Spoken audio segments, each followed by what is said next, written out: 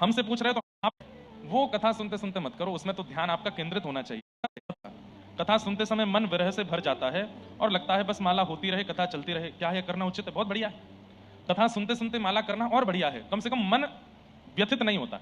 एक बार को मान लीजिए कोई ऐसा प्रसंग आया कि आप करते करते रुक गए, तो कम से कम माला रुकी भी तो ध्यान कहीं संसार में तो नहीं गया, कथा में ही गया ना। और फिर जैसे ही वो प्रसंग सुन लिया उसके बाद फिर प्रणाम करके करने लगे। तो कथा सुनते हुए कर सकते हैं, पर माला चलती रहनी चाहिए। अच्छा एक बात, मंत्र नहीं कर सकते। कथा सुनते सुनते मंत्र मत करो। जैसे गुरु मंत्र मिला है या कोई और मंत्र प्राप्त है, वो कथा सुनते सुनते मत करो, उसमें तो ध्यान आपका केंद्रित होना चाहिए। माला करने का एक नियम होता है, आपको मन में निकुंज का निर्माण, आप सबको हमारी आवाज आ रही है? तो मन में एक निकुंज का निर्माण करना होता है और उस निकुंज में प्रिया प्रियतम विराजमान। माला कैसे की जाती है ध्यान से सुनो, आज बताते हैं एक विधि।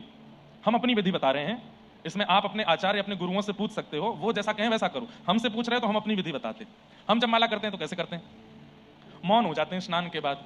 मौन हो जाने के बाद मन में हमारी गुरु परंपरा का द्वय मंत्र है, वो चलता रहता है और उतनी देर फिर ठाकुर जी का चिंतन बना रहेगा। गिरधर लाल जी की भुजा का, चरणों का, मुखमंडल का, नेत्रों का, कान का, उदर का, सब ये चिंतन आते रहेंगे बार बार चित्त में। व्रज की रज का, यमुना जी का, गिरिराज जी का, वृक्षों का, बिहारी जी का, राधा वल्लभ जी का, राधा रमण जी का, रंगनाथ भगवान का और अपने गुरुदेव का, ये चिंतन बनता रहेगा, आता रहेगा बार बार। और कैसे करना? चलते फिरते रहो, कपड़े पहनते रहो, बाल काटते रहो और बीच बीच में उनका स्मरण करते रहो। गुरुदेव को प्रणाम, अपने आचार्य को प्रणाम, अपने ठाकुर को प्रणाम, राधा रमण जी को प्रणाम। एक एक क्षण में सारी ग्राफिक्स आपकी आंखों के आगे आते रहेंगे। उसके बाद फिर तिलक स्वरूप धारण करो। तिलक स्वरूप धारण करने के बाद में अब शिखा है, शिखा बांध लो। उसके बाद में आसन पर बैठ जाओ। आसन पर बैठ करके बढ़िया इत्र हाथ में लगाओ। इत्र को पूरी माला पर लगाओ। माला की इत्र प्रसादी करके अपने अंग पर लगा लो, खूब सुंदर बढ़िया वाला इत्र। और उसके बाद नेत्र बंद करके नेत्र के भीतर एक सुंदर विचार बनाओ।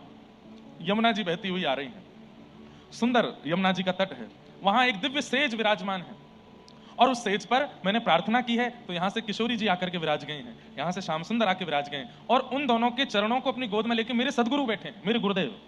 और गुरु के चरणों, गुरु की गोद में अपने प्रिया प्रियतम के चरण विराज रहे हैं और गुरुदेव धीरे धीरे चरण दबा रहे हैं। मैं सामने दृष्टा बनकर के दर्शन कर रहा हूं और बस ये चिंतन प्रारंभ करते ही माला लगाओ, जब करना प्रारंभ करो। उस छवि को निहारते रहो, जब करते रहो। धीरे धीरे अपने आप कोई कोई गतिविधि होगी। ठाकुर जी कुछ बोल रहे हैं, श्री जी कुछ कर रहे हैं, गुरुदेव के नेत्रों से अश्रु आ रहे हैं, गुरुदेव बार बार चरण छू रहे हैं। करते करते करते करते अब ऐसी स्थिति में जब आप माला करोगे, 1 2 4 5 8 माला कब हो जाएंगी पता ही नहीं चलेगा। चलता ही रहेगा, चलता ही रहेगा और मन होगा और करूं। धीरे धीरे धीरे 6 महीना, हफ्ता, 6 महीना, साल, 1.5 साल, 2 साल जब व्यतीत हो जाएगा तो फिर क्या अनुभव हुआ करेगा कि अब गुरुदेव बैठे हैं किशोरी जी के और हर बार वस्त्र अलग पहन के आए हैं, हर बार मौसम अलग है, हर बार यमुना जी का स्थान अलग है, हर बार वो निकुंज अलग है। कभी गिरिराज जी के पास है, कभी यमुना जी के पास है, कभी किसी घाट पर है, कभी किसी घाट पर है, कभी रात्रि है, कभी सांझ है, कभी सवेरा है।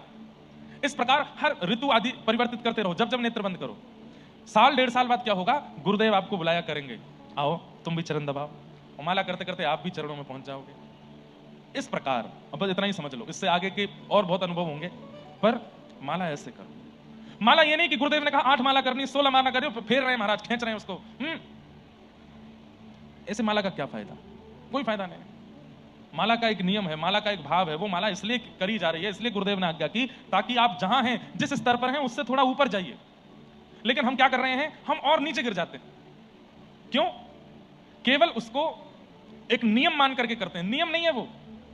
और जब तक माला नियम लग रही है, जब तक नाम नियम लग रहा है, जब तक ठाकुर सेवा नियम लग रहा है, मत करिए उसको। ये सब सौभाग्य है आपका। भाई विवाह के बाद जो गृहिणी है वो मांग का सिंदूर जबरदस्ती लगाती है, मन नहीं होता। गले में मंगलसूत्र जबरदस्ती पहनती है, मन नहीं होता। सास ससुर को प्रणाम जबरदस्ती करती है, मन नहीं है। घर के काम काज जबरदस्ती 100 सुनाते सुनाते करती है, तो फिर मन में भाव नहीं आएगा कि तो फिर ब्याह क्यों किया जब ये सब जबरदस्ती है। तो ब्याह किया है तो सौभाग्य मान करके सिंदूर लगाओ, सौभाग्य मान करके मंगलसूत्र पहनो, सौभाग्य मान करके घर को अपना मान के कार्य करो, सौभाग्य मान के माता पिता की सेवा करो। ठीक वैसे ही भगवान नाम भी एक सौभाग्यवती नारी की तरह करना चाहिए। वो सौभाग्य मानिए कि मैं तिलक धारण करूं, सौभाग्य मानिए कि मैं कंठी पहनूं, सौभाग्य मानिए कि मैं ठाकुर जी की सेवा करूं, सौभाग्य मानिए कि मैं नाम जप करूं। वो सौभाग्य लगना चाहिए। वो भार अगर लग रहा है तो मैं तो सलाह दूंगा 1-2 हफ्ते के लिए नाम